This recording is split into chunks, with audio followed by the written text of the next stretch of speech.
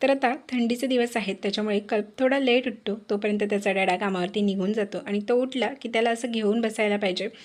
तो उठला की त्याला समोर मम्मा लागते. मग थोडंसं मी त्याला असं घेऊन बसले खिडकीमध्ये आणि त्यानंतर थोडीशी अशी त्याच्यासोबत मस्ती केली. मग काय, हे महाशय त्यांच्या कामाला लागतात. केलेली कामं कशी बिघडवून टाकायची हे यांच्याकडनं शिकायचं. आता काही जण असं म्हणतात, नवरा तू आणि तुझं मूलच राहतं, तर तुला काम काय असतं, स्वयंपाक तर सकाळचा होऊन जातो आणि त्यानंतर काय बाकीचीच तर कामं असतात, बाकी दिवसभर करतेच काय.